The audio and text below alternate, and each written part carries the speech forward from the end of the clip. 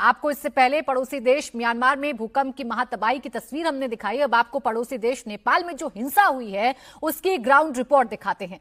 नेपाल में हिंसा क्यों हुई वो मैं आपको समझाऊंगी और बताऊंगी कि नेपाल में क्यों शूट एट साइट का ऑर्डर दिया गया है। नेपाल भारत का एक अहम पड़ोसी देश है। त्रेता काल से ही नेपाल और भारत का रिश्ता बेटी और रोटी वाला रहा। अयोध्या के राजा प्रभु श्री राम की शादी नेपाल के जनकपुर की रानी माता सीता से हुई थी। तब से ये रिश्ता चलता आया है। उसी नेपाल में हिंदू राष्ट्र की मांग को लेकर हिंसा हुई है। हिंसा के बाद नेपाल की राजधानी काठमांडू में कर्फ्यू लगा दिया गया है। हिंसा प्रभावित इलाकों में कर्फ्यू लगाया गया, साथ ही सेना को शूट एट साइट का आदेश दे दिया गया है।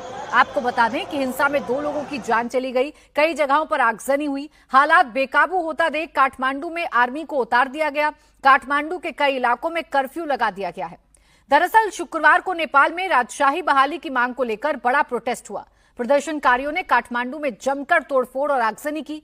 प्रदर्शनकारियों ने पुलिस पर पत्थरबाजी की। जवाब में सुरक्षा कर्मियों ने भी आंसू गैस के गोले दागे। आपको बता दें कि राजा लाओ देश बचाओ आंदोलन में नेपाल के 40 से ज्यादा संगठन शामिल हुए हैं। आंदोलनकारियों ने राजा लाओ देश बचाओ के नारे लगाए। वो लगातार राजशाही वापस की मांग कर रही हैं। आंदोलनकारियों ने सरकार को 1 हफ्ते का अल्टीमेटम दिया है।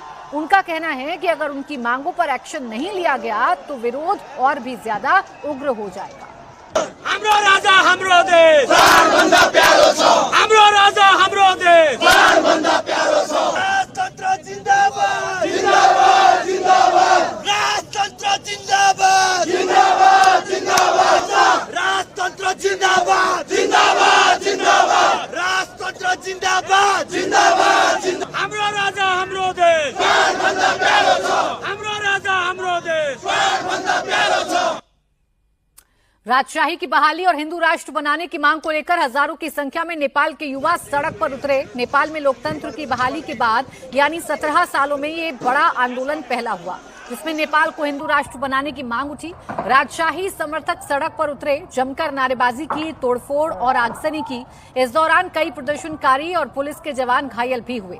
पुलिस ने भी प्रदर्शनकारियों पर आंसू गैस के गोले दागे, वाटर कैनन का इस्तेमाल किया। हिंसा में 2 लोगों की जान जा चुकी है। आपको ये जानकारी दे दें कि नेपाल में 2008 में राजशाही खत्म हो गई थी। उसके बाद उसे लोकतांत्रिक देश घोषित कर दिया गया था। नेपाल में जब राजशाही थी तब वो हिंदू राष्ट्र हुआ करता था, लेकिन जैसे ही राजशाही खत्म हुई नेपाल को धर्मनिरपेक्ष राज्य घोषित कर दिया गया।